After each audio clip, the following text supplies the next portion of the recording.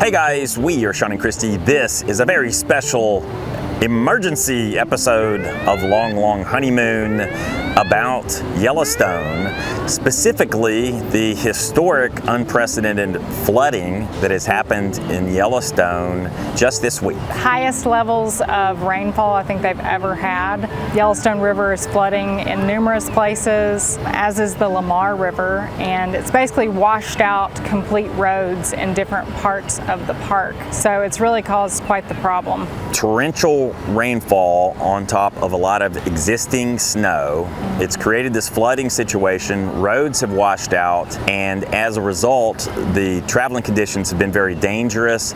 The park has been temporarily closed, and people are being evacuated.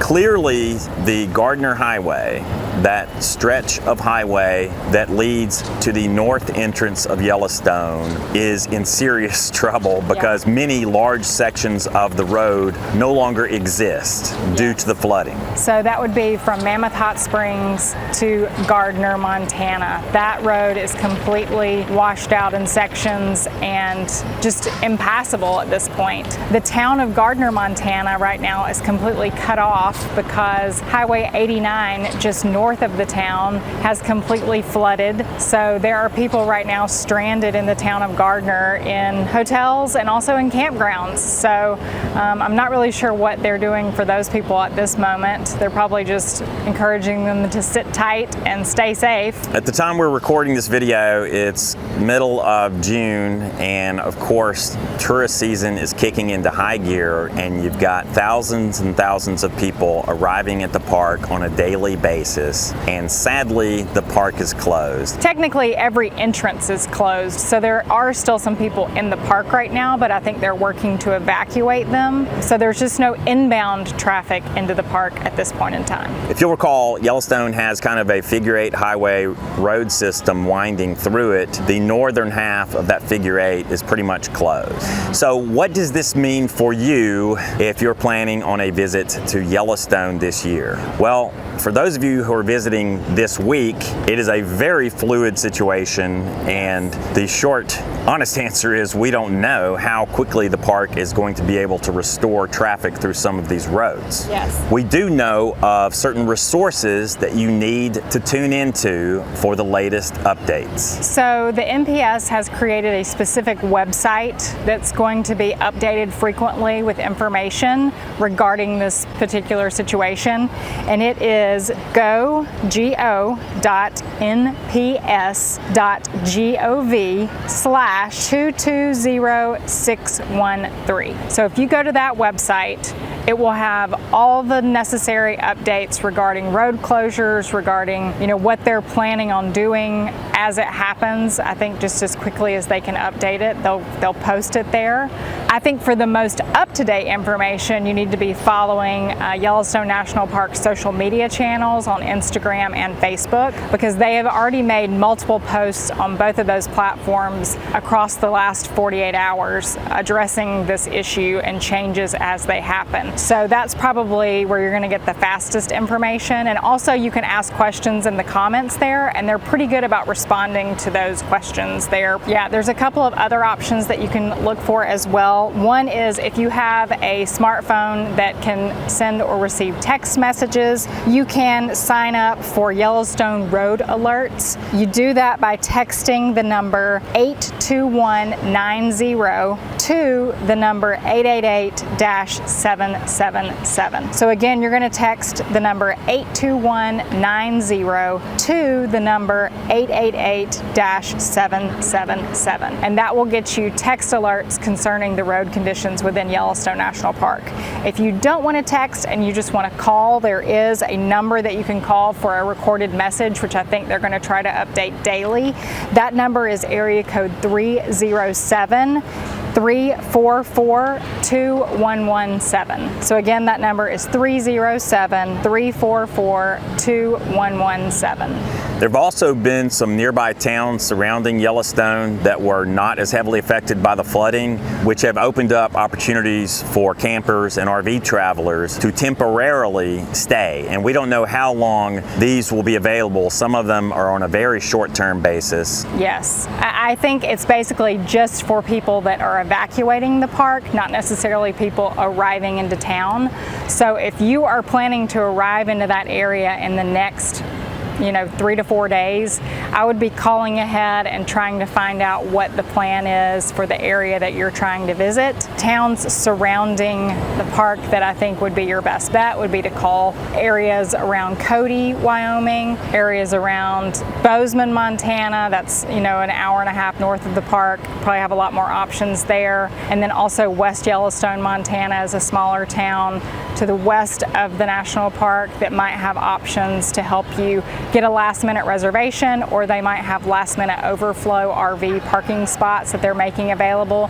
They haven't really said. I know the town of Dubois, Wyoming has opened up some overflow camping spots that are just dry camping in a couple of locations in town there. So you might just call the Chamber of Commerce in Dubois, Wyoming to get the details on that. The city of Jackson, Wyoming did allow people to camp at their fairgrounds overnight on Monday night, but it was just for one night only for those people that were evacuating, and I don't think they've extended that. But again, you might call the Chamber of Commerce in Jackson and see if they have any recommendations for you if you are one of those people that has reservations within the park in this next week and you can't get to your campsite. And if you're one of those RV owners who's never boondocked before or camped out on your own in the wilderness, this may be your chance. And Absolutely. Actually, if you've never been to Wyoming before, you should know there's a lot of land. Yes. A lot of open spaces, and there's, for example, Bridger-Teton National Forest to the south. Over in Montana and Idaho to the west, there are beautiful natural forests with natural forest campgrounds, and in places you can find opportunities to boondock. Look to campendium.com Yes. to find boondocking opportunities in those areas. And we have a full video on how to find free campsites, which would cover a lot of these national forest campgrounds, because a lot of them do have free camping or nearly free camping where it's less than $15 a night. So check out those videos for just a refresher if you're new to that sort of camping. We did a video about Yellowstone earlier this year and warned travelers about highway construction. So there was already a lot of highway construction happening this season, and now we've had highway destruction. Yes. So for those of you who have reservations, let's say a month or two in advance. For example, I received a message from my high school friend Glenda, who is going to Yellowstone in August. Glenda was asking if she should possibly reroute her trip and go, for example, north to Glacier. Ultimately, we're going to see how this plays out over the next few weeks and how quickly the Park Service is able to rebuild some of these roads. I would encourage you to take the trip and to have some confidence. There are a lot of beautiful sights to see in Montana and in Idaho, and yes, elsewhere in Wyoming. And at the moment, it's really the northern part of Yellowstone Park that is affected. I believe, for example, you could still get to Old Faithful, you could still get to Lake Yellowstone, and I believe there is still a road to Canyon. Now, those roads are probably going to be busier than ever because traffic is going to be more bottlenecked than ever. Yes, and I do think that they are going to be evaluating the roads in the southern part of the park in the next few days because they have also experienced a lot of flooding. I don't think any of those roads have washed out at this point, but I think they want to make sure that they're structurally sound to make sure that they're safe to drive on. But I would say if you have reservations in a campground on the north side of the park, like in Mammoth Hot Springs or in the town of Gardner, and you're coming in the next month or two, you might need to start looking into finding a new reservation elsewhere because I don't think you're going to have that option. One, to get to Gardner easily, and two, Mammoth Hot Springs might be iffy. So those are the people that I think should be looking for alternative campsites. And this would also go for those of you who were using the northeast entrance to the park. Through Cook City. Through Cook City. Over Beartooth Pass into Red Lodge, Montana. Because apparently those areas have sustained heavy flooding. I was going to say even the town of Livingston, Montana, which is a good hour and 15 minutes north of the north entrance into Yellowstone, they have been experiencing significant flooding as well, to the point where they even evacuated the hospital in Livingston and several residential areas. So Livingston may not be an option for you to camp in either. So I think you're going to have to go a little further out. If you're trying to camp north of the park, you're going to have to look at Billings and Bozeman and those kind of places. So we've made this joke before. I hate to reference National Lampoon's Vacation again and the sorry folks, park's closed joke, but right now the park is closed. So it's a new situation and everybody is just going to have to roll with the punches and adjust over the next few days and next few weeks as we see how it all plays out. And unfortunately, rainfall is continued to be expected over the next several days. So this may not be the end of things as far as the flooding is concerned. So it may get worse before it gets better, unfortunately. So again, I really encourage you to follow Yellowstone National Park on all of their social media channels, Instagram, Facebook, Twitter, just to get the most up-to-date information, because I think that's where they're going to publish it first.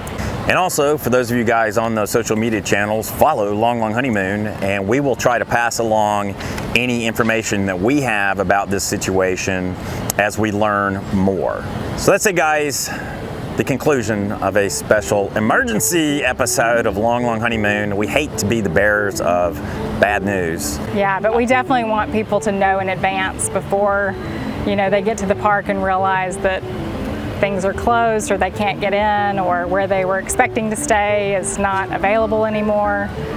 And for those of you who are out there right now, our thoughts are with you. Absolutely. I'm talking about you, Mark and Kim Cotner. We know that you were going to Yellowstone, I think for the first time in your lives, and you show up and this happens. And of course, for all the people that live in that area that are losing homes and, businesses and that sort of thing, because it's really devastating to just have what you built your whole life taken away in moments, And these are really precious weeks and months for those who are in the tourist business. Absolutely. Because this is when the bulk of the tourism happens there.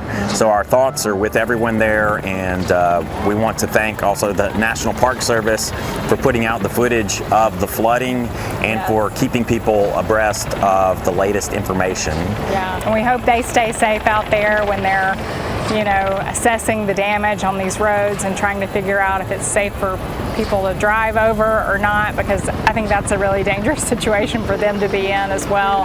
So scary times indeed. Indeed. We will keep you posted as we learn more. Thanks, guys, for watching. We will see you next time here on Long Long Honeymoon, and we hope to see some of you in Wyoming later this summer. More on that in a future video. Until next time, what do we say here? We say, Lo lo ho. lo lo ho.